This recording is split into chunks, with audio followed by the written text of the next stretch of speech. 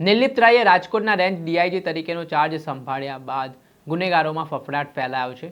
ખાસ કરીને વાત કરીએ ગોંડલની તો 10 વાગ્યા પછી ગોંડલમાં જાણે કે લોકડાઉન જેવી સ્થિતિ હોય તેવી રીતે દુકાનને શટરો બંધ થઈ જાય છે। અસામાજિક તત્વોને તો કડક સૂચના આપવામાં આવી છે કે તેઓ દ્વારા કોઈ પણ કૃત્યને જો અંજામ આપવામાં આવશે તો પછી તે અંજામ ભોગવવા માટે પણ તૈયાર રહે અને તેના જ ભાગરૂપે હવે ગોંડલ પોલીસ ખરેખરમાં સિંઘમ બનીને બહાર આવી છે અને કાર્યવાહી તેજ કરવામાં આવી છે। ત્યારે સતત 7 દિવસથી નાઇટ પેટ્રોલિંગ કરવામાં આવી રહ્યું છે અને ગુનાહિત પ્રવૃત્તિ ડામવાના પ્રયાસો પણ શરૂ કર્યા છે। ત્યારે કેવી સ્થિતિ છે ગોંડલની વિગતે વાત કરીએ। વૈષ્ણવજન તો તેને કહીએ જે પીડ પરાઈ જાનાને રે। નમસ્કાર દર્શક મિત્રો, નવજીવન ન્યૂઝમાં આપનું સ્વાગત છે। હું છું ફૈઝાન। ગોંડલ અવારનવાર કોઈના કોઈ વિવાદના કારણે ચર્ચામાં જોવા મળતું હતું।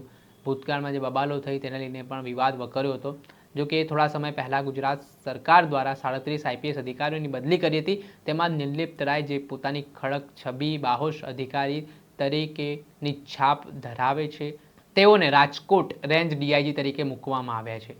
આમાં સરકાર પણ ઈચ્છે છે કે રાજકોટ રેન્જ તરીકે નિર્લિપ્ત રાયને મૂક્યા બાદ હવે ત્યાં ગુનાખોરી છે તે ઓછી થશે, જે અસામાજિક તત્વો છે તે કાબૂમાં આવશે। અને તેના જ ભાગરૂપે થોડાક સમય પહેલાં રેન્જ આઈજી નિર્લિપ્ત રાય દ્વારા આ મામલે મહત્વપૂર્ણ બેઠકો અધિકારી સાથે કરવામાં આવી હતી। તેમણે ચાલ લીધા બાદ કડક સૂચનો છે તે અધિકારીનો કર્યા હતા અને ગોંડલમાં બી ડિવિઝન પોલીસ સ્ટેશન ખાતે પણ તેઓ એકાએક અડધી રાત્રે પહોંચ્યા હતા ને જે પોલીસ અધિકારીઓ છે તેમને કહ્યું કે ખાખીનો ડર લોકોમાં જોવા મળે, જે અસામાજિક તત્વો હોય કાયદો વ્યવસ્થાને હાથમાં લેતા હોય તેમની સામે કડક કાર્યવાહી થાય અને સામાન્ય લોકો એક સુરક્ષાનો અહેસાસ કરે તે પ્રકારની કાર્યવાહી કરવાની છે। એક ટીમ લીડ સાથે કામ કરવાનું છે ને રેન્જ ડીઆઈજી નિર્લિપ્ત રાયની સૂચનો બાદ હવે ગોંડલ પોલીસ હરકતમાં આવી છે, ફૂલ એક્શન મોડમાં જોવા મળી રહી છે।